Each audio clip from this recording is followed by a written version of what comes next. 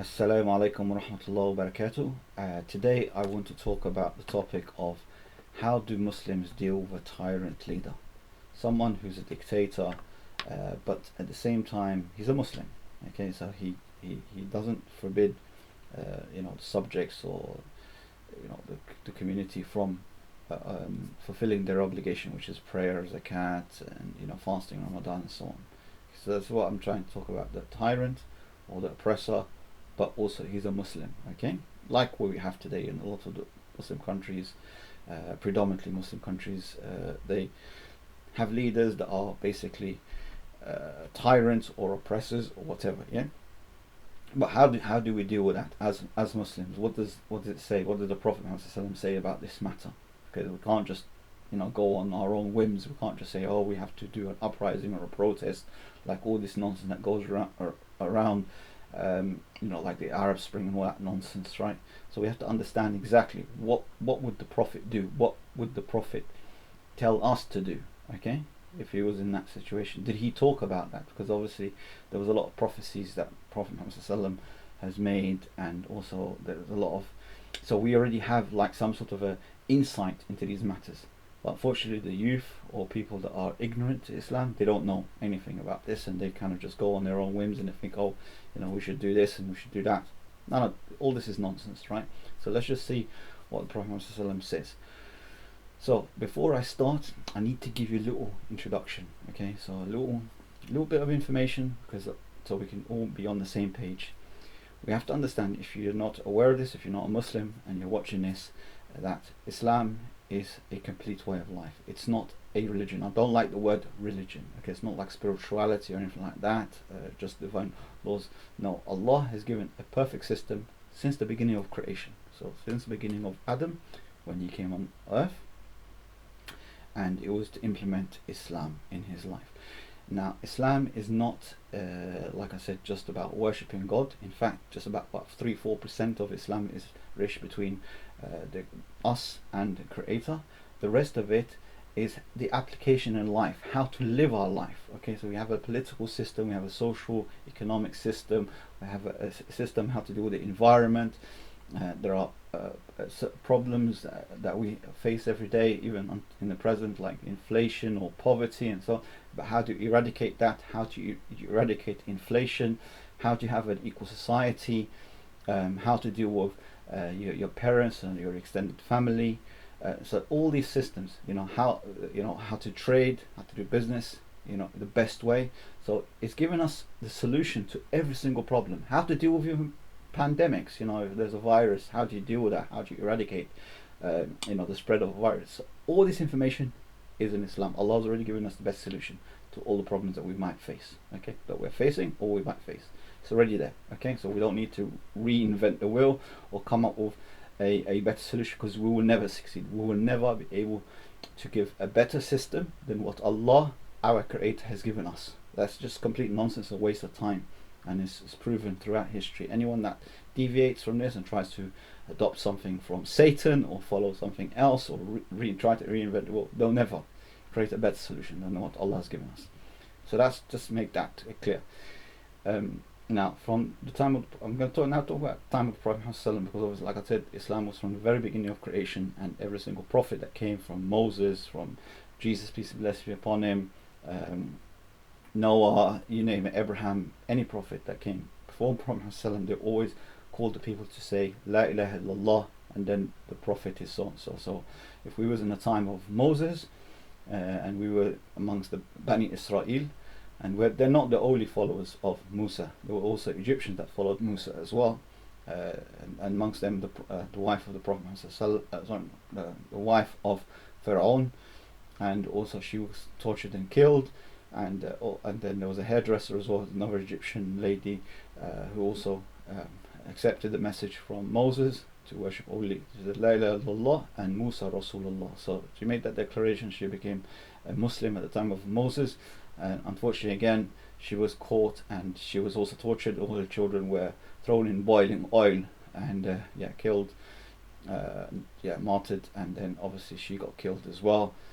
Unfortunately, but predominantly the majority of people that followed Moses, were from Bani Israel. Okay, so they had this also a system, and then later on, depending on the scenario that they were in, but they weren't given the full Islam at the time. They were given just enough to deal with the life in the wilderness after they've left Egypt, and now they're in the wilderness. And then so later on that was completed. The full message now of Islam was now completed at the time of Prophet Muhammad. So this is where we're starting. And then Prophet Muhammad established the first Islamic community, the Khalifa, in Medina city, called Medina. It was known as Yathrib at the time, and he established the system there. And this is when he now started to have the rules, all the application of Islam as a system. Okay, before that, in the time of Mecca, it was all about calling people to worship only one God. He didn't have the position of authority to, set up the legal system, set up the economic system, so on. But now, once he's reached Yathrib and he set that up as the Islamic state or the Khalifa, this is when he now established the whole system. This is where we can see the practical application of the system. And then that was taken up later by his companions, after the Prophet ﷺ passed away. Then the next companion was Abu Bakr Siddiq, and after he died, then Umar ibn Khattab, and then he got killed, and he got stabbed while he was praying by some non-Muslim. And then obviously after that came Osman bin Affan, who's another great leader.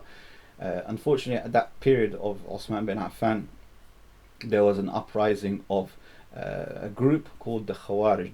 These people are called the Khawarij. Just to give you an idea, they came from the Persian area because Islam was spreading in that area, but they didn't learn about Islam properly. So they started taking the rules in Islam. They were also Muslims, but unfortunately they were misguided, didn't have knowledge. People ignorant Muslims, but they started taking things to the extreme. So these people were a group of terrorists, okay, and they came to assassinate Osman bin Affan, and he was unarmed, and he didn't order his soldiers or the soldiers to attack these people, because he didn't want to give people the impression, because these people were new Muslims, so he wanted to speak to them and basically address them in such a way he thought they could be communicated with. But these people were extremists, they were a bit crazy, and they weren't there to discuss or to learn or to have a dialogue or debate. They were just there for blood, right? So they obviously attacked him, and they mutilated him, and cut the hand of his wife, who was related to the Prophet Muhammad. They did a lot of harm and paraded with his mutilated body, and mutilation is haram in Islam. So you see any group like ISIS, whatever, they go out and they mutilate people.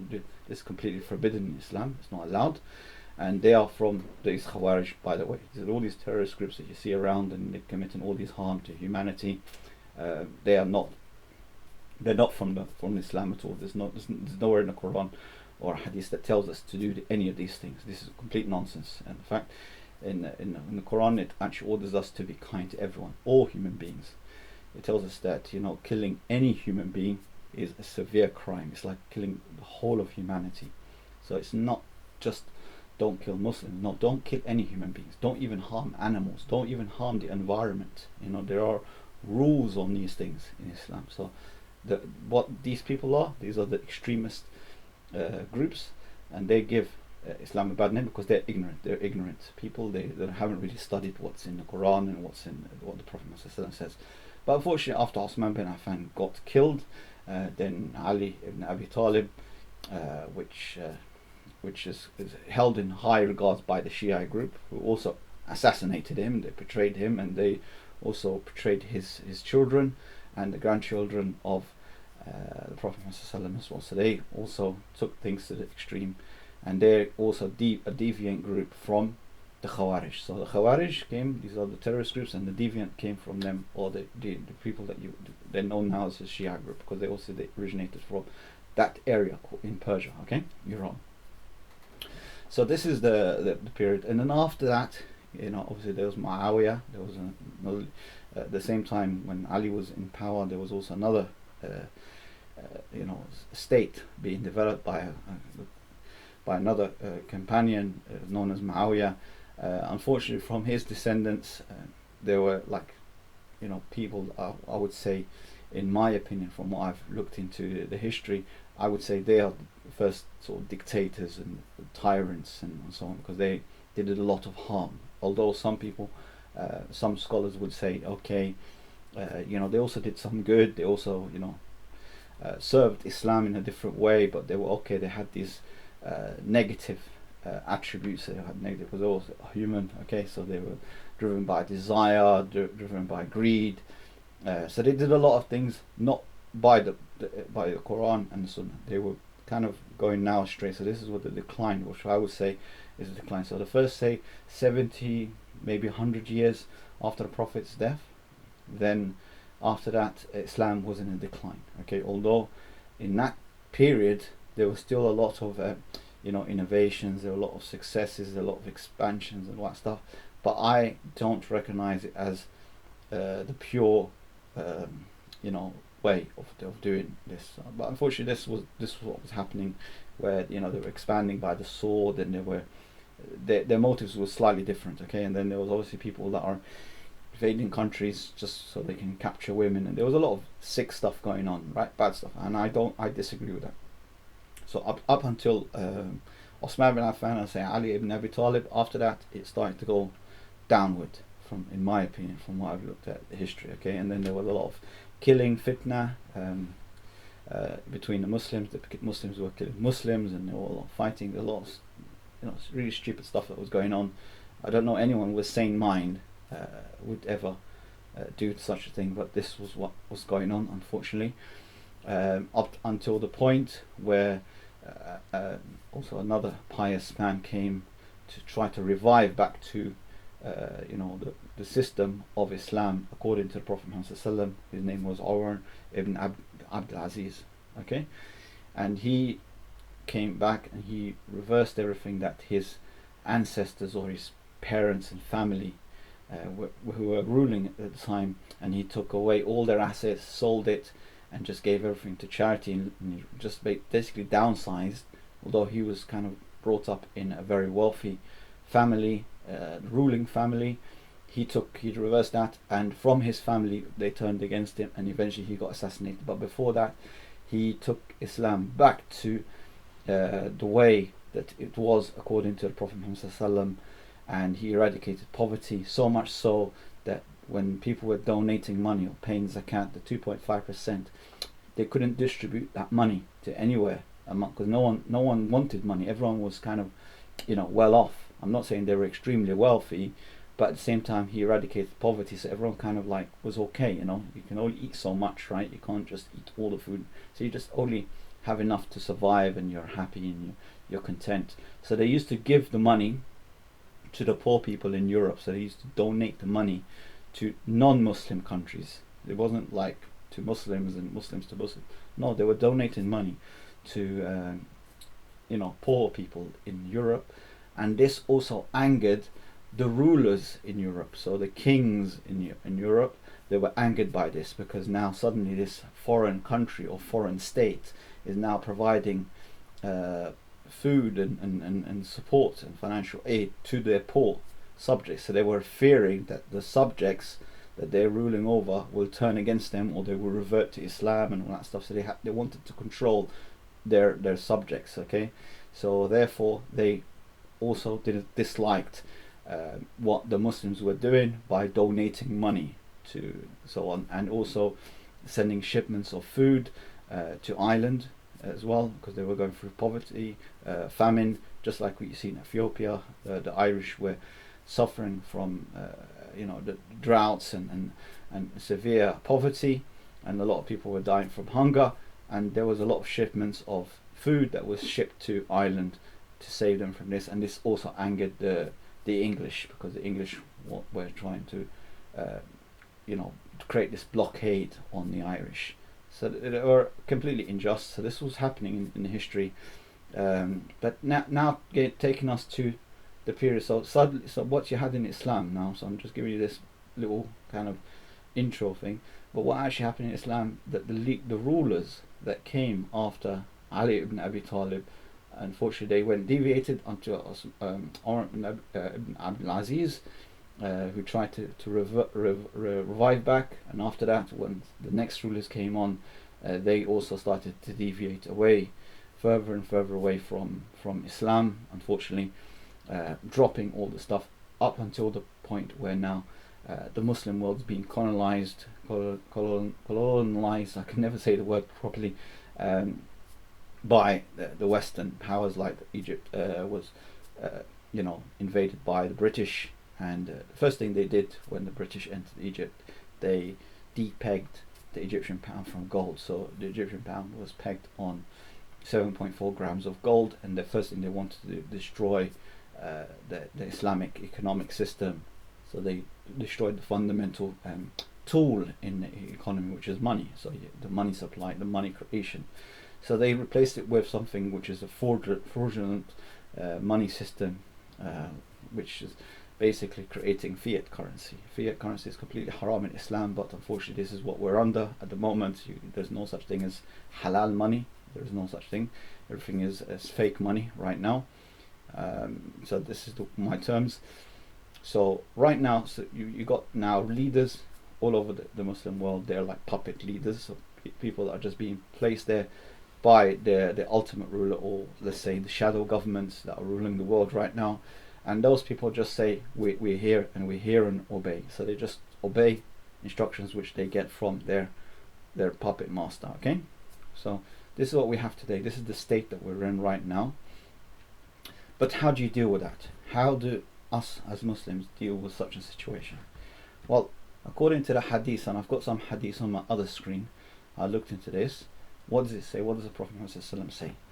Okay, I'm just gonna go towards this and just have a look. This is like from Sahih Bukhari and some hadith. There's too many to mention regarding this matter, but please do verify. And if I have said anything, I completely accept constructive criticism. I'm always learning all the time, although I've been studying Islam, Christianity, and also Judaism, other religions, and I was reading all the scriptures.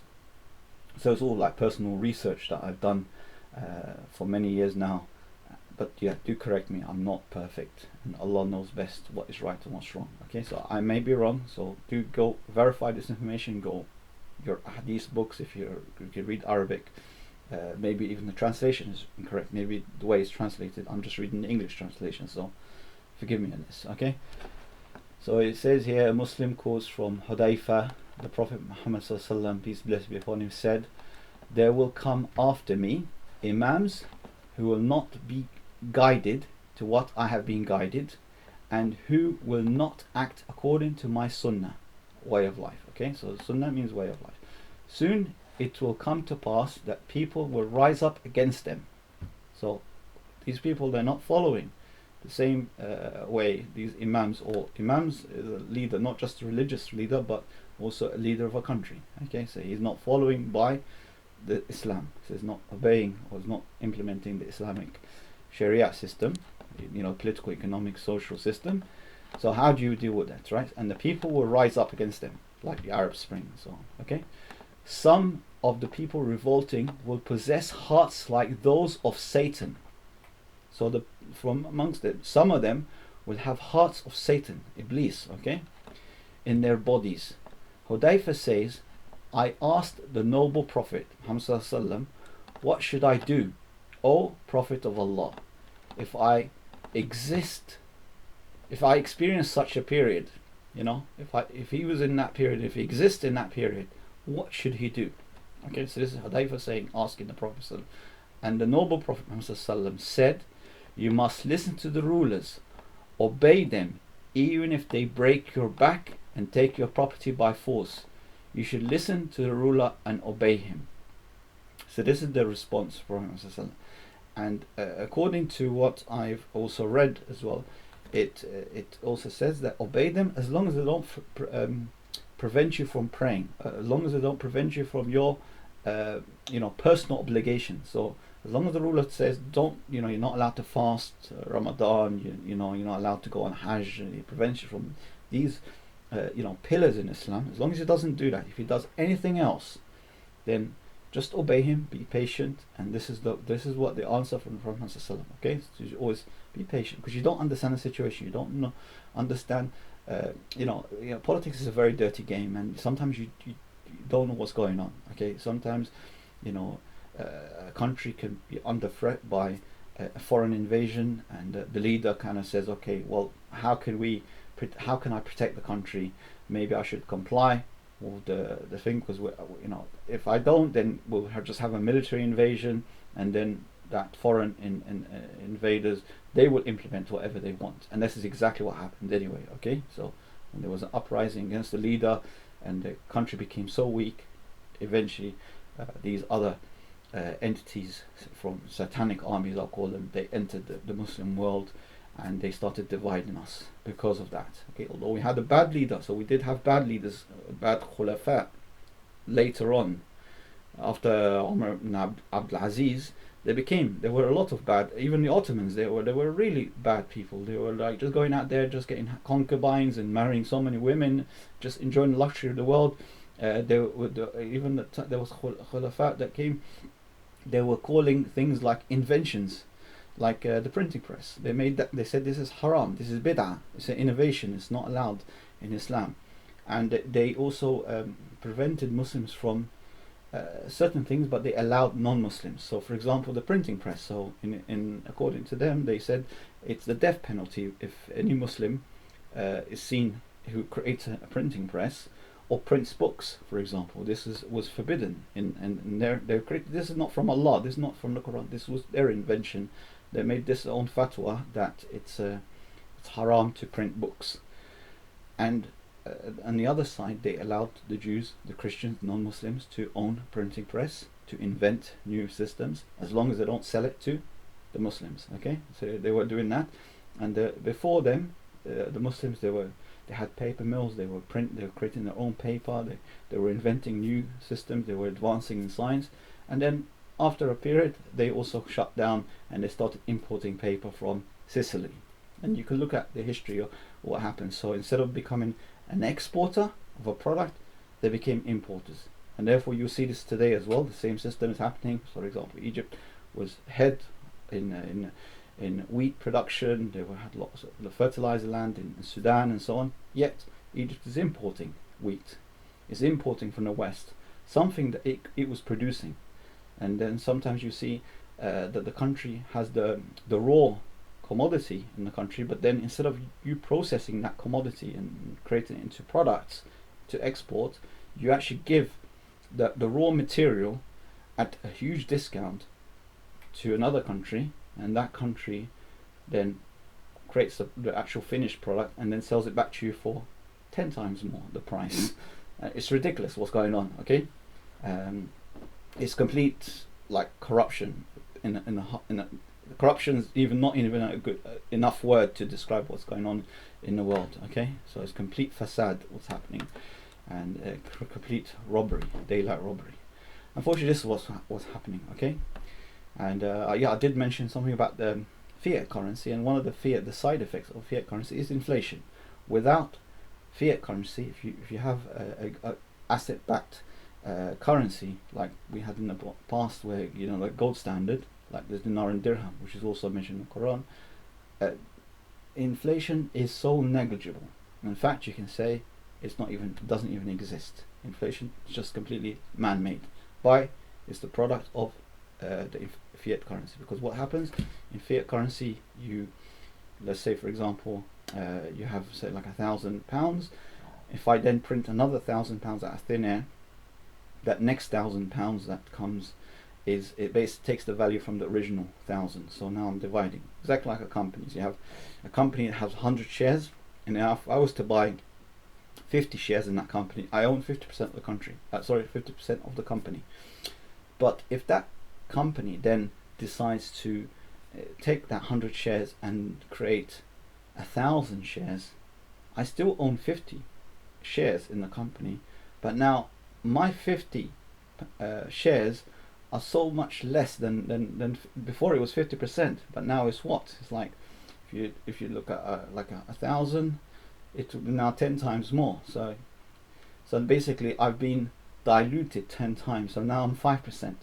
So it's the same thing, It's kind of like it's cheating, it's lying. It's someone just basically took my ownership in a company of 50%, which I had owned 30%, and now I become a 5% owner of a company.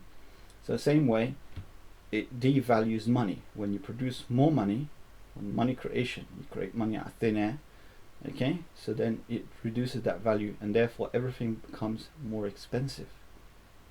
Yeah, so this is how inflation comes about. Inflation comes when they print more money, they create more money out of thin air, because that new money that's coming in, it's not getting its value from anything. It's just completely completely fabrication. It's a complete scam. Okay, the way it's happening, it's like a Ponzi scheme. You know, you just create money out of nothing, right?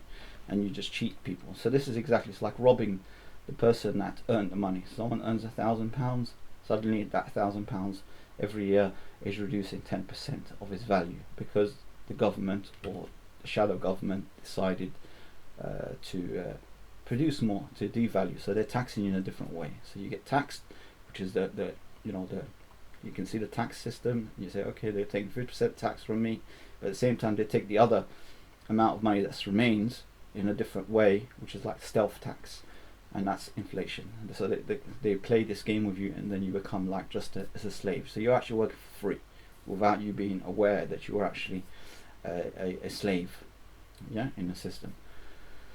So this is that side. I kind of like went on a bit just because I don't know the value of, you know, the level of everyone that might be watching. So I'm trying to give you a little introduction here, little introduction there. I'm kind of mixing things. I'm trying to give you little bits and pieces here and there. Okay, so this is what this hadith says. Is there another hadith that mentions this topic?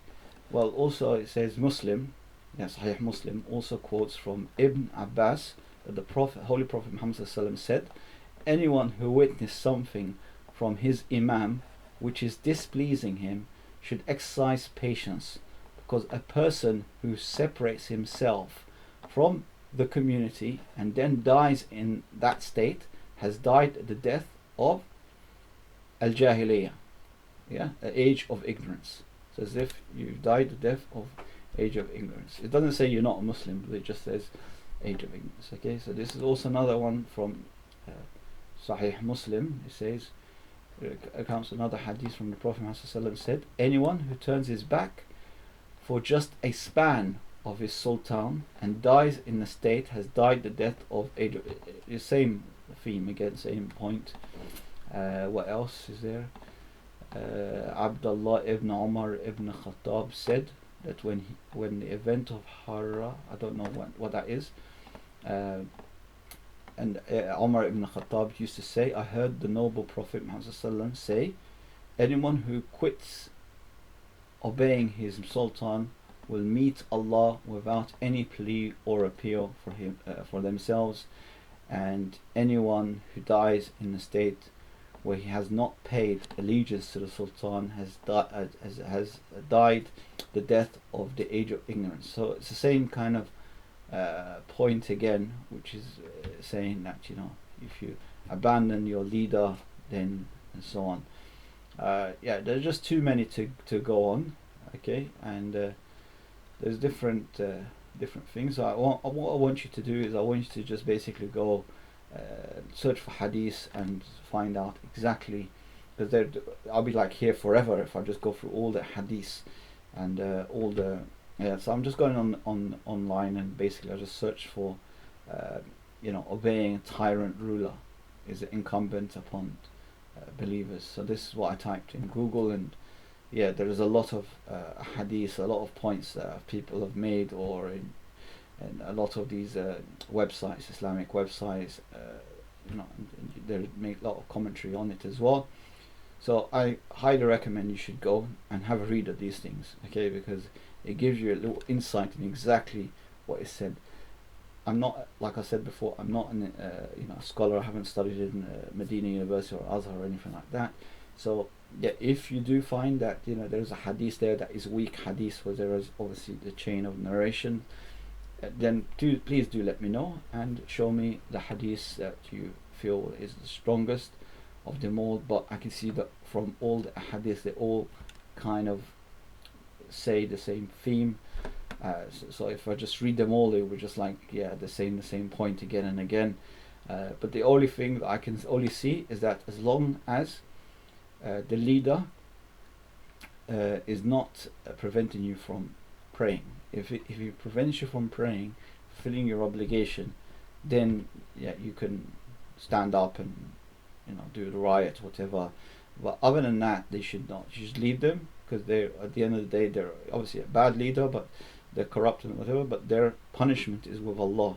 Only Allah is gonna humiliate them and whatever. Now, in the case of other countries where you're under oppression, you're being invaded by an occupying force, like for example what happened in Egypt by the British. The British came into Egypt, they started killing, raping and creating corruption in the land, closing schools to create an ignorant society. And also Americans have done the same, and a lot of the European countries, non-Muslim countries, and a lot of the atheist, satanic worshipping states, they've done that to the other world states, whatever. And what's happening in Palestine, they got invaded by the Zionist group, which is a cult, it's a terrorist cult. They hijacked the Jews and the Jewish religion, and they claim to be fighting for the cause of the Jews, but that's not true at all. This is completely fabrication and false.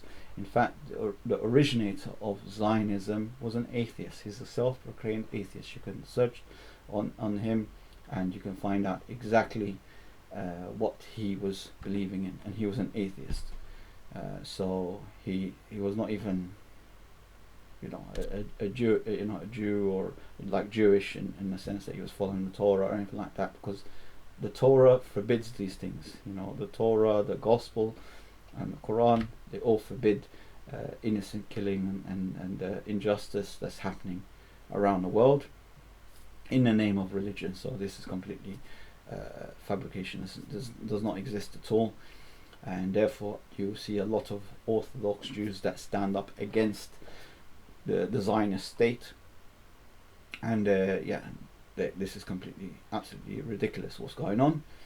And yeah, it's your right to defend your land and to fight and do whatever you can to get rid of the illegal occupation in your country. So yeah, absolutely, do stand up for that. But other than that, you should not rise up to a leader who is a Muslim himself.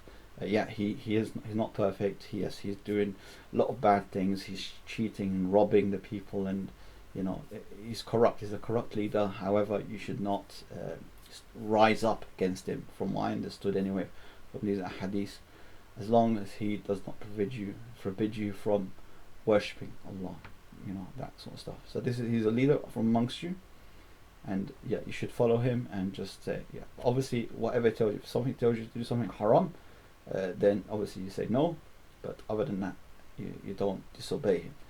Like the same for your parents. You might have a mother and a father who are Muslims. Then I'm not saying to you they're not Muslim, they're non-Muslim, but if they command you to do something which is haram, you don't listen to them. If they tell you something which is beneficial to you, if they tell you to study, they tell you to do something good, pray, for example, they're giving you advice, good advice, listen to them on something that complies with Islam, but if they tell you to do something which is haram, then obviously you don't listen to them, you listen to Allah. So you always have to, like that. So you don't blindly follow. You don't say that so and so said you should obey your a tyrant leader, you should obey your parents, even if they are misguided, or they're Muslims but they're misguided and might not know anything about Islam. They might have just inherited Islam from their parents, and they might not know anything at all. So you don't just follow them blindly. You have to also, Allah gave you a brain, you have to think, you have to verify the information, and you have to find out. Since you're an adult, you should always investigate everything that's there before. Don't just believe blindly. So you always have to use your brain and start thinking, and find out the truth for yourself. And I give that advice to everybody. You should, doesn't matter what you believe in or you don't believe in something, approach everything with an open mind, listen to all the groups, watch everything. Of course, once you come to your own conclusion, then yeah, stick with it. If you investigate it, because I investigate everything. When I was younger, I looked into all the scriptures, and I realized that, hey, this is from the very beginning of creation. It was always Islam, according not just the Quran, according to the Torah, according to the Gospel of Jesus, according to the Quran, according to even the Hindu scriptures. It's always been Islam. Unfortunately, when you look at these old scriptures that may be tampered with, or there've been a lot of modifications. Unfortunately, there's a lot of misguidance as well. But if you take the pure message and you just follow it through, you'll find it's just a complete straight line pointing to the Quran and prophesying the Prophet Muhammad ﷺ, and so much detail. In fact, I get really surprised how someone could read the Torah and not become a Muslim. How someone can read the Gospel, read the Bible, even in its form. Even if I tell you it's not really a perfect scripture, and there are mistakes here and there, and obviously there's things that are clearly they're not syncing with a message. But if you read the Bible just from cover to cover with an open mind, you cannot but become a Muslim. It's just completely shocking to me, because there's so much descriptions in the Bible that talk about Prophet Muhammad ﷺ, that talk about Islam. Jesus, peace and blessings upon him, said, I am a Muslim. In the Bible he says that. He says, Inshallah, God willing. He does everything just as a Muslim today, as a modern Muslim. He does exactly like as it today. He prayed, he put his head on the ground like a Muslim. He prayed like Muslims. So nowhere in the book does it say the word Bible. Nowhere in the book, in the Bible, does it say Christian or Christianity. It does not say that at all. These are terms that came later on. And nowhere in the Torah does it say Judaism. Nowhere in the Torah does it say anything about all that stuff that's going on. So all this stuff is stuff that came later on, much later on. And then the groups started calling each other, oh, these people are Christians, these people are Jews, the Jews are following the Judaism, whatever. But these terms are not there. Yeah, the Jews are an ethnic group, just like you have Chinese, you have Africans, you have Egyptians. These are ethnic groups like the Arabs. Yeah, so this is what you need to understand. These are ethnic groups. It's not a religion. The religion, the way of life, the system that was given by the Creator of the heaven and earth is Islam, and Islam means submission to the will of God. So someone that submits to their will to the will of God, they completely comply with the laws, the divine laws of the Creator. He's called a Muslim. Muslim is an Arabic word. That's all it is. So don't be feeling like, oh, I have to be an Arab to be a Muslim. No, you could be a Muslim even if you are even if you're a Jew, because these were the chosen people to basically spread Islam at their time. They were the chosen people. Allah chose the Jews at that time, in that period, as the people that will call people to the worship of the one God. They were given that mission according to who? According to the Quran, according to the Torah. The Torah itself tells you that and it tells you in the Gospel as well, that they're the chosen people, so they can become a nation of priests, become a nation that calls people to the truth, to become da'is, inviting people to Islam. That was their mission. That was the position that Allah favored them to become nation of priests, according to their book, according to everything. The people that have gone astray, they're the people that are going to pay the price. So if anyone decides to go back to Islam and reverts to the original message of Islam, he will become successful, irrespective of whatever race they came from, irrespective of whether they were born a Muslim or a non-Muslim. So everyone needs to go back and reaffirm their faith by saying La ilaha illallah Muhammad Rasulullah. And if they were following Jesus, they should say also, and Isa Rasulullah and Musa Rasulullah. Yeah, so we believe in all the messages. So it's the beginning of creation. That is a Muslim. A Muslim is more following Jesus than the people that are claiming to be followers of Jesus as the Christians. They are more followers of Moses and the commandments of Moses than the people that are claiming to be are now following Moses as Judaism, right? So you need to go back to the original source, okay? And Muslims and Jews, or even people that are claiming to, Judaism, following Judaism, Christianity, they lived in peace and harmony in and under the Islamic State. They were the happiest moments. Even I watched videos on Jewish history, and according to the rabbis themselves, they say that the golden age of the Jews were in the time under the Islamic State. This is the golden age, not the golden age under now is Israel and all that nonsense is going on. No, that was not the golden age. The golden age was in the time of the state of the Muslims. They had safety. They had the best prosperous environment. Everyone had an opportunity. In fact, like I told you before, under certain rulers, under Muslim rulers, they were given more justice, more rights to the Jews and the Christians than even the Muslims. So a Jew can own a printing press, can print books, but a Muslim was not. And if a Muslim was found to be printing a book or owning a printing press, they will be killed. And this is obviously haram. This is not Islam at all. This is haram, but this was an innovation by the ruler, by the Khalifa at the time. So I'm just saying to you that we did have a long chain of corrupt leaders, okay, and this is that's what destroyed the Khilafah, because we had bad leaders, okay, and unfortunately we had a lot of ignorant people that did not know Islam. So Islam and the Quran and the hadith, they were kind of controlled by an elite group, okay. So only the people that have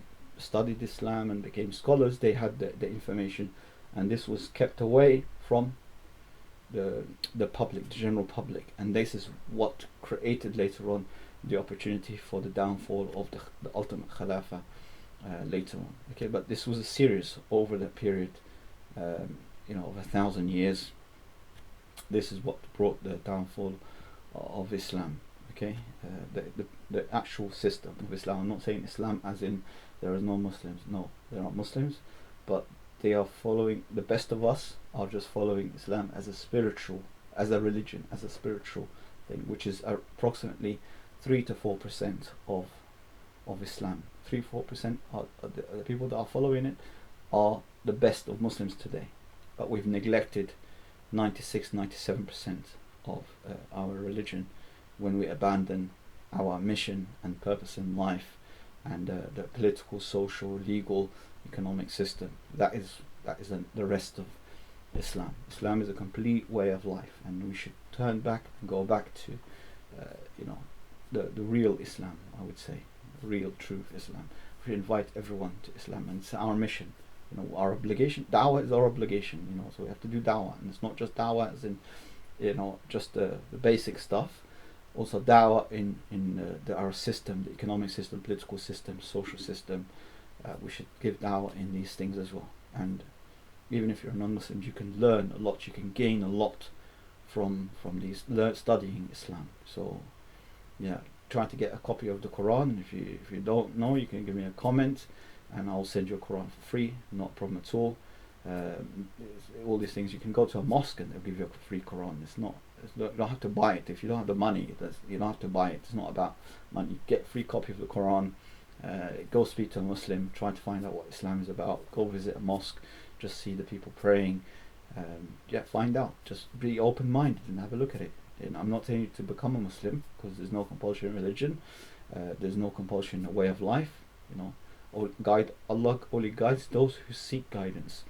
So only you can be guided if you seek the guidance from the Creator, and only He knows what's in your heart. If you're sincere, He will guide you to truth. If you're not, He would not. Okay, so if you want to know the truth, then you'll be guided. Now, at the point on that, I was a little bit confused when I was younger, because I went to a predominantly Jewish school. I went to a Catholic Christian school, and then obviously I was told I'm born Muslim, so I'm supposed to be a Muslim. But I wasn't given information about any of the prophets. I was kind of confused in my younger teenage years, and then I started investigating with an open mind. I started looking into that, and that's what really led me to really investigate. And I was and I actually did things that some people might say, "Well, can't do that." But I actually asked Allah. I said, "Allah, guide me to the truth. Allah, if Islam is the truth, then show me these signs." And I asked Allah for particular signs. Although later on when I told certain people about what I said and so on, they said, "Oh, you shouldn't do that. You should never ask."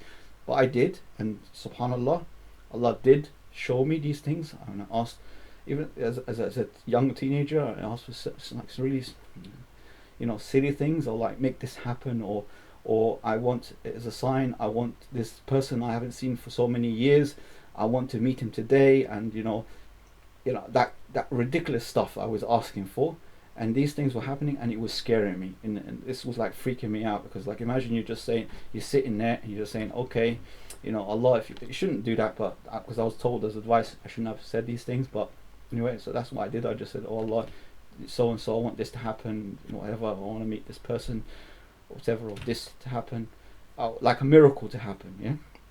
And when it did happen in my life, and it just happened instantly like that, it kind of scared me, and it put me into like this big shock, like as if someone's actually listening.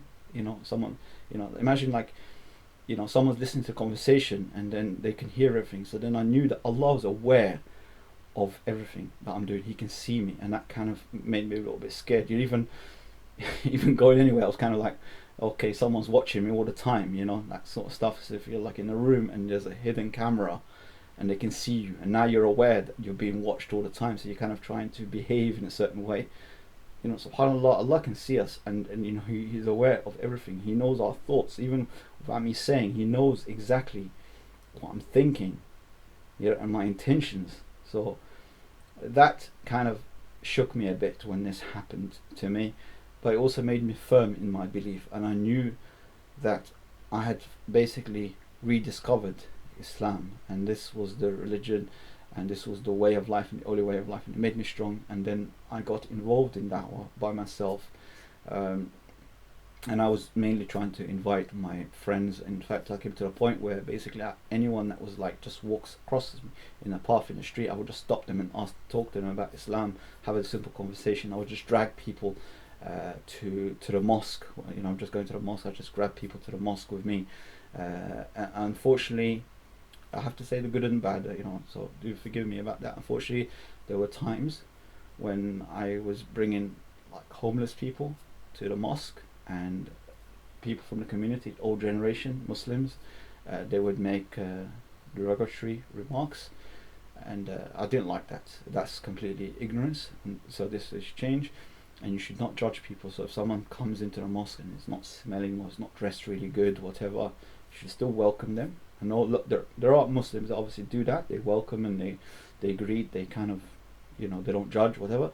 But there's still, unfortunately, Muslims that have this judgment. They pass judgment on people. So if you see someone that's not, whatever, they start making comments. Oh, why don't you go have a? Why'd you bring this guy? This guy smells so badly. You tell him to have a shower. The guy's sleeping on the street. What do you expect? Someone's been sleeping on the street, sleeping rough. What do you expect? Expect them to dress like, in a designer clothes, whatever, to come to the mosque? Obviously not. So there's a lot of ignorance amongst our community, and that needs to be eradicated. As well as another thing I used to do, because I was popular in the neighborhood, and a lot of the neighbors knew me, so I used to open my house and I used to play a lot of cartoons, in the house. It's just the doors open, my front doors open, and the kids would just come in from the neighbors, and they would just sit there, and the parents all knew about it, and they would come in as well, and they leave the kids as if like I'm running a nursery, and I was just playing like a cartoon, like the king and the boy and the king, Islamic cartoons and stuff like that, and I start a conversation with them and telling them stories about the Prophet Muhammad sallallahu alaihi wasallam and that kind of stuff. And amongst the things I used to do is when I go to the mosque, I would take like a bunch of kids would just follow me, because they really liked me and stuff, and I would take them to the mosque. But unfortunately, and because I'm trying to talk to them about Islam and show them Islam, and the parents knew about all this, but unfortunately the people that were kind of against this were Muslims in the mosque. So the people would say, "Oh, what's wrong with you? Why do you have all these kids? They're not your children. Why do you bring them to the mosque? Or, where's their parents? Why are you giving da'wah to children? Why if you're doing da'wah, do it to their parents." So I had all these comments coming from elders people from the old generation, people coming from abroad, foreigners, Muslims, born Muslims. They will come into this country, and they're giving me advice on how I should do dawah. They don't do dawah themselves, and they'll give me advice, who I should be doing dawah to. Don't do dawah to the homeless guy. What do they know about Islam? So these people are the most ignorant people, unfortunately, and they've taken Islam in the wrong way, and as just as a spirituality and whatever. Allah knows what's in their heart, and may Allah guide those people. But although they're not the majority of Muslims, so I don't want to say that, stereotype and say all the people, because there are mosques I've been to, and they were very hospitable, and people were they understood the right message. But unfortunately, there are elements in our community that are still ignorant, obviously you have groups like Tabligh Jamaat, which always just believe they should do da'wah to the Muslims, first correct the Muslims first before giving da'wah to so I don't agree with that. I should think that the best people to give da'wah to are the non-Muslims. Anybody and everybody that comes in your path, just give them da'wah. But unfortunately, after a lot of criticism, and I was still a young man at the time, so I kind of said, okay, maybe I should just mind my own business, just live my life, and that kind of stopped me gradually from giving da'wah. There was a lot of people making comments about certain things I was saying and doing, so they were like, I was getting attacks from the community. So I said, well, I don't need any of this. I just mind my own business, and I just went on with my life. And I kind of abandoned giving dawah for maybe 25 years now. So I kind of not really invited anyone to Islam, never started that conversation. And I want to start, inshallah, going back again, because I kind of feel I miss that feeling, of when you're inviting people to Islam. And a few Muslims did become a few non-Muslims did embrace Islam at the time when I was giving dawah. And it's just an amazing feeling when you see someone that's been saved from like you've saved a life, basically. I didn't convert them. Allah's the one that guided them, but I felt in that time, at the moment when they were saying the shahada, and there was people that were against Islam. They were at one point they were the people that are most extreme. Like one guy, he was a Baptist Christian, and he was totally against even his children taking up any other sect of Christianity, and he was so strict with his children. And yet he eventually, when he became a Muslim and his son became a Muslim, he was one of the leaders that were calling other people to Islam. He was just basically just going at it, everybody that he knew, and telling them how amazing Islam was. So from someone that was totally against any religion, was particularly Islam, and had the misunderstanding of Islam, and he was kind of like a staunch enemy, and someone so tough, to becoming the one that's holding the banner of Islam and trying to call people and tell people, and you see, I was so blind, I was so much in dark, and this is such an amazing way of life, and so he's the one that was leading. So this is something that I noticed, and it made me happy when I seen that, when he sent his son to an Islamic conference to learn more and to attend, and he went to Hajj and all that stuff.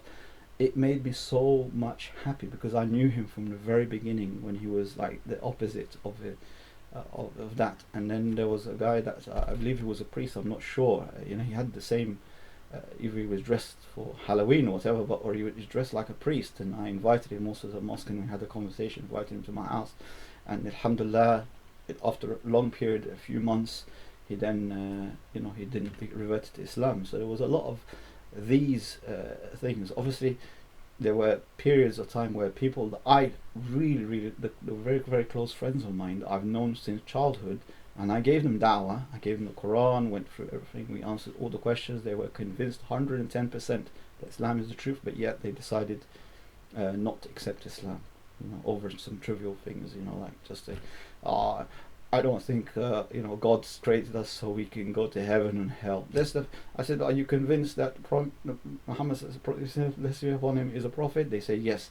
Are you convinced this is the word of Allah from God? This is the Quran is from God? They say yes. Says, so what's stopping you? They said, but I don't accept this. I don't like the idea of sinners going to hell. And what. You believe this is from God? Yes. You believe he's a prophet? Yes. What's the problem? I just don't believe, I don't think it's fair. Who are you to say what is fair and what's not fair? As long as you're convinced that this is the word of Allah, word of God, and this is the Prophet, we verified these 2 points, and now you're convinced about that. You don't want to say your shahada because of this. So obviously some people, you just, no matter how much you love for them, the goodness, and no matter how much, they still reject the message. So I had a fair share of those people, kind of people, which were people that I really loved so much, and I really wanted to see them become Muslims, but they rejected Islam. But then other people that I never really tried with them, I never gave them too much information, never really had a proper conversation. Like even with this guy, with the priest, I had maybe 2 or 3 encounters over a period of 9 months, and then he took on the challenge, because I gave him a challenge basically after there was a heated discussion, and we came to the point where we're disagreeing on the points. We agreed on some points and we disagreed, and he was starting to become angry and aggressive, and I just kind of ended the conversation at some point, and I said to him, listen, you have your way of life, I have mine, I wish you the best, but take my advice, read the Quran, and if you take this challenge on, and if you can find any discrepancies, if you can find any errors, if you can just basically come to me. I want to learn as well. And I know, I'm convinced 100% Islam is the truth and the Quran is Allah's word, and I believe in Prophet Sallallahu, all that stuff. But if you just find me one error, you know what, I'll become a Christian. If you just show me this one error, just find me something, just find me something and come back to me. You're welcome, you know where I live. And I gave him the challenge, and he went away, and then he decided to come back and say La ilaha illallah Muhammad Rasulullah, and that shocked me. I was like, what happened? What really happened? And he told me what he did, and he didn't even read the full Quran. He was reading it with an open mind, and he was looking for errors. He was looking for things that did not make sense. I said to him, whatever you read, it has to go here and in your heart. Your heart has to accept it, but don't be prejudiced. Go in with an open mind. Just read the book. And he didn't even finish the book. It took him 9 months. He was reading a bit.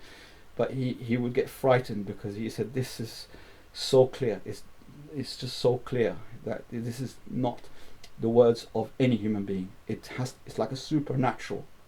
When he was reading it, he started getting dreams. He started getting like visions and stuff, and it would completely. And he got scared, because certain things, especially I told him, open the.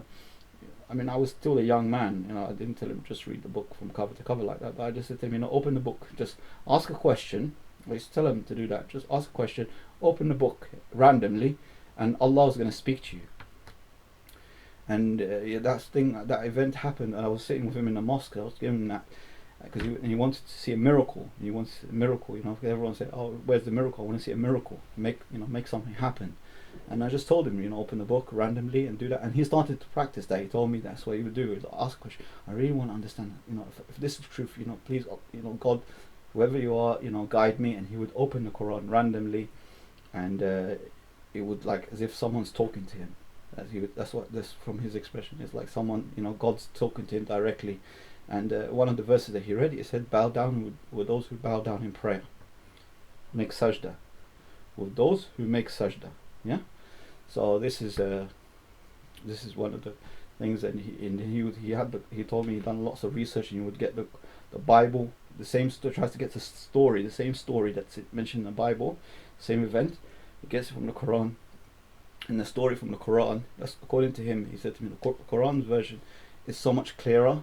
It's synced. It's like, it makes more sense. It's not like something that you just have to just believe blindly, but you have. It kind of just, the story kind of moves in sync, and it kind of makes all sense. It's not like something that's jumping all around, or the same story is being told somewhere else in the Quran, but it's slightly different. But in the Bible, he found there was a lot of contradictions.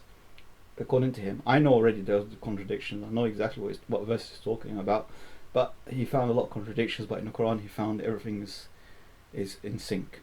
It's kind of the same. Even the same story is told from a different angle. It still makes sense. It gives him a bigger picture, and he can sort of visualize exactly what was going on, and the theme and the lessons that he can learn from it. And he abandoned his old way, and he gave up his even his career.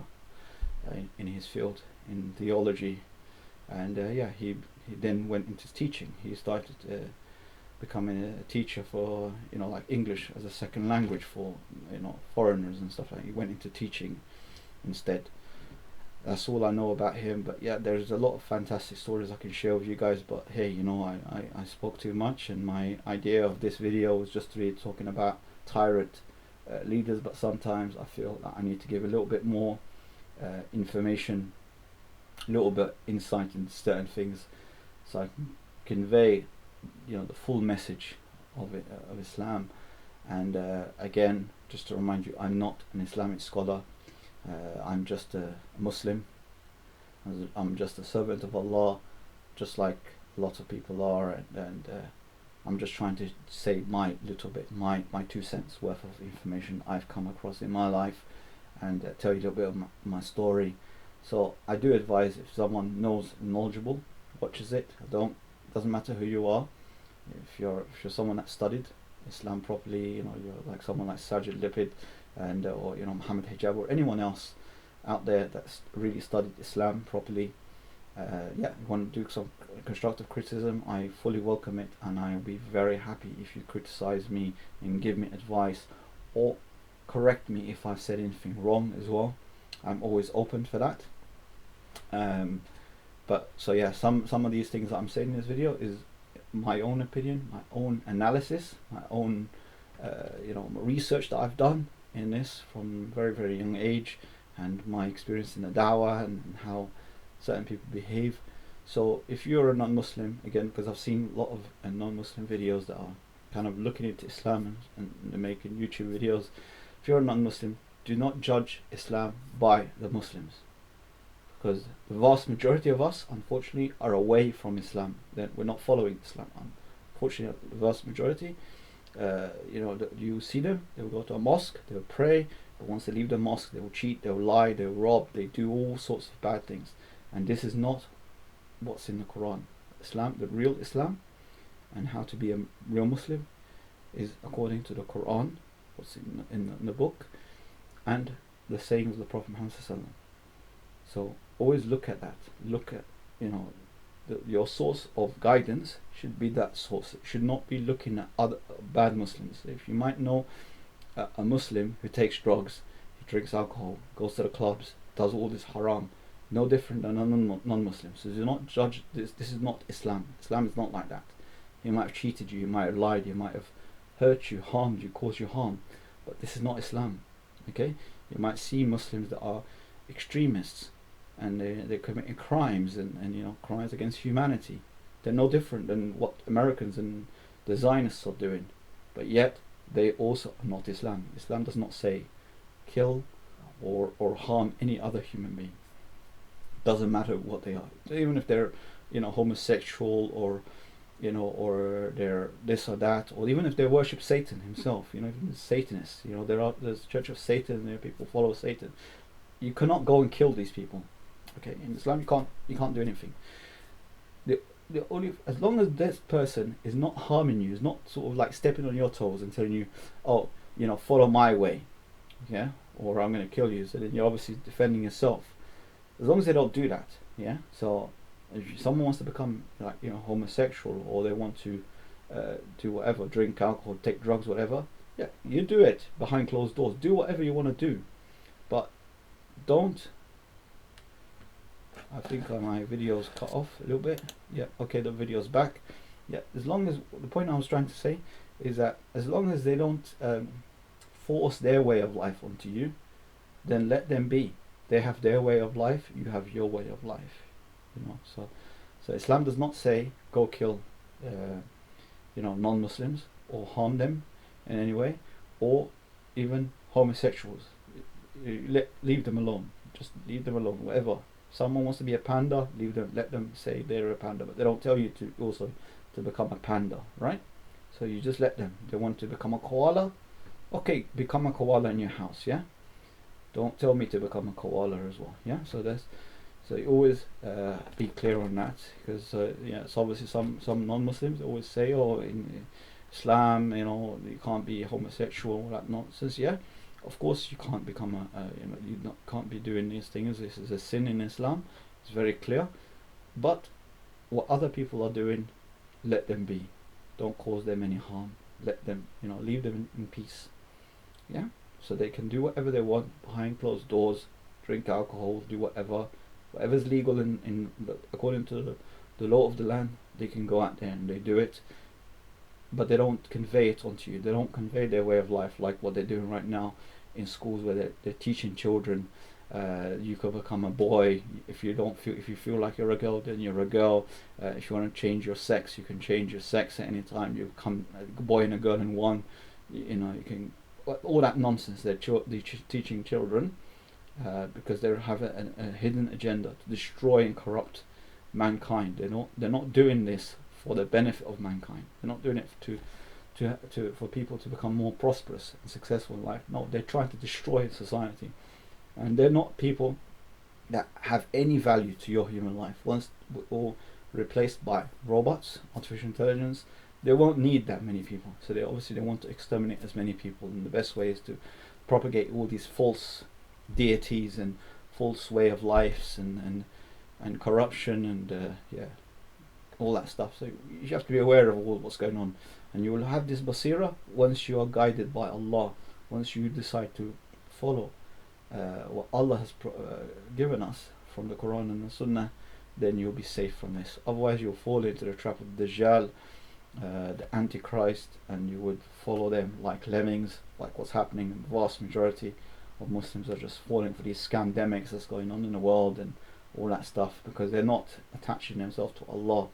You have to go back, align yourself to Allah, and then you'll be safe. Allah will guide you and He will start showing you what's right and what's wrong, whatever, and take advice from the people of knowledge as well. So I have full respect for anyone that says, oh, they've graduated from Al-Azhar University, they've graduated from Medina University, they've studied Islam, they've spent a big chunk of their life, 10, 11 years studying Islam academically. They've learned a lot of it. I have full respect for these people. It's an amazing thing. Education is important. And stay away from people that tell you ignorance is bliss, because that's what I was told when I was younger. Stay away from people that tell you education is not important. No, education is very important. All types of education is important. And if I could go back to my younger version, I would advise myself to focus more on education, learn useful knowledge, not unuseful knowledge. Useful, something that you can use for this world and the next. Something that can offer benefit to mankind, that also benefits you, and also will benefit you in akhirah, in the afterlife. That's our purpose. Our purpose here is to worship Allah, to serve our religion by serving other mankind. And also tells us in the scriptures, the holy scriptures, service to many leads to greatness. So that should be our focus. How can we benefit others? Because this benefiting of others and spreading knowledge is also ibadah, it's also worshipping Allah. This is how we worship Allah. Worship Allah, praying, fasting, all that stuff, our relationship with the Creator, but also we serve Allah through our work, through our study, through creating service to others, not creating gimmicks and prank videos and stuff like that. All this stuff is complete nonsense. It has no value, and this basically they're following the religion of shaitan. Even if they're Muslim, they're following the way of life of shaitan. So all this nonsense is going on, all these celebrations of Halloween and all that nonsense, these are all pagan celebrations. They're just pagan way of life, and anyone that falls in that, they're just basically worship shaitan. They're not doing any worship to Allah. So they've now gone against Islam in that way. Even if they are Muslims, they're now doing kufr action, but they're not kuffar. They're Muslims, but they're just ignorant Muslims. That's all I can tell you about that. And obviously they will have sins on their scales for what they're doing and what they're getting their children to do as well, dressing up as monsters or whatever, vampires, all that nonsense. They are just basically the rituals of Iblis. And any Muslim that's doing that, they should abandon this and repent to Allah and go back to Islam, fully, and take it as a complete way of life. There's no such thing as we're here for entertainment. That's the things that I heard from other people around me. They always say, oh, life is about enjoyment, it's about entertainment, it's about having fun, whatever. You only live once. Fortunately, these things came from Muslims, but what I'm saying to you, their understanding of Islam is completely wrong, because Allah did not create us just for fun. He created us for a purpose. We need to discover our purpose. We need to work towards that. And no one's perfect. We all make mistakes. I made tons of mistakes in my life, but we have to learn from our mistakes. We should celebrate failures, because through failures we can learn from our failures. Don't just look at how successful you've become, whatever. Just success, or celebrate just success. No, celebrate failures, because it's these through failures that we learn how to become more successful. If we can learn from our mistakes, we can become better human beings. Okay, but if we're just successful, or let's say you inherited money from your parents or something like that, you don't know how to make money. It's only through trial and error. You lose money, you make money, you lose money again, you make it again. But it's a learning process. So this whole life is just the journey, and we have to learn. We use this opportunity to learn as much as we can. As long as we're still alive, we still have a chance to turn back to Allah, a chance to improve our life, and there's nothing wrong with making money. Yeah, as long as you make it for the right purpose. It's not just I want to accumulate money. Maybe you have a bigger purpose. You should have a bigger purpose. You look around you, you see all these problems. Maybe you can start focusing on any of these issues, whether it's orphans or refugees, or building a school somewhere, or trying to help other people. And you might make that your purpose and say, okay, now what I want to do to help these people, I need to create wealth. Yeah, not create wealth so I can buy a Bugatti or a Ferrari and all that nonsense, worldly things. You're not going to take these things with you when you die, but what you're going to take with you are your good deeds. Okay, so we should always remember that. So you should always think, what can I do while I'm here, so I can gain a reward here in this world, and also gain a reward for the afterlife, the real life, the eternal life, in heaven. So what can I do? You might say, okay, I need to make £1 million, because when I make £1 million, I need to build this mosque, or I'm going to build a school, or I need to create an education system, or create education in poor countries and stuff like that. So I need capital. So I'm going to build a business. And from that business, I'm going to donate X amount from the annual profits towards this cause. And the rest of it, I'm going to reinvest it in the business to grow the business, so that business can grow and create a perpetual charity. So you have a good purpose in life. So I can't tell you what this is the purpose, or this is the purpose. You have to discover your own purpose. Your purpose might be becoming a doctor, so you can help other people. It might be a scientist. You want to discover a cure for certain disease or whatever, because that will improve the quality of life of other people. You save people's lives and so on. So you can decide what your purpose, what you have to discover yourself, what your passion is, and create that as a purpose for your life, and do it for the sake of God, sake of Allah, because ultimately our purpose is to serve Allah, worship of Allah. And our worship of Allah is not just in the spiritual aspect, or just the praying and fasting, and we have to do all these things, but also at the same time we should also while we're here, we're making money, how we're making money and how we're spending our money, and also we should have a greater purpose than ourselves, a greater goal in life than just ourselves, our selfish needs. Okay, we should look at other people's problems. Yeah, and I'm not saying to you, because I get asked that a lot, so people say, oh yeah, okay, give me money, buy me a house, buy me a car, help this person, give him money, whatever. It's ridiculous, right? So these people, they're not in need, they're not hungry, and yet there's people out there, they're dying in Africa or even Syria or wherever, and they don't have food to eat, or shelter, or safety, or anything, and you're asking me to buy you a house, and you live in a Western country. You can work, you can earn money, you can do your own thing, you just want a free handout. It's completely ridiculous. That's how we become so ridiculous, right? So there are people that are more in need than you, and you can afford to rent, so why not rent? Why do you want someone else to buy you a house for you? Yeah, so that's the thing. So you should always align yourself for a greater purpose. I'm being a bit long on this because I know a lot of people unfortunately are misguided in this, and unfortunately they want an easy life and just enjoyment and entertainment. Okay, so people should change. Yeah, and that's all I want to say to you for today. Thanks very much for watching. I know it's a bit long. I was trying to give you as much information as I can. Really trying to give you a lot here, and tell you a lot, and give you a bit of advice. And I'm advising myself just as I'm advising other people that might be watching the video. And finally, please, please, please, for your own sake, if you haven't read the Quran, do yourself justice. Pick up a Quran for free and just read it. Just even randomly, just open a random page and just read and see and judge for yourself after.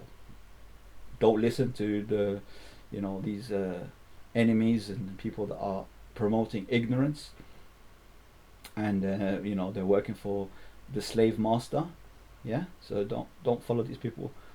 Verify the information and verify anything that I've said as well. So if I've said anything or I've quoted something from like a hadith, whatever, like I have right now, go on the internet, search for it, look for it, get the source, get it in your own language, get it in Arabic, English, Hebrew, whatever, and read it for yourself and find out the truth for yourself. And inshallah, may Allah guide you, and I wish you all the best, inshallah. Okay, assalamu alaikum wa rahmatullahi wa barakatuh.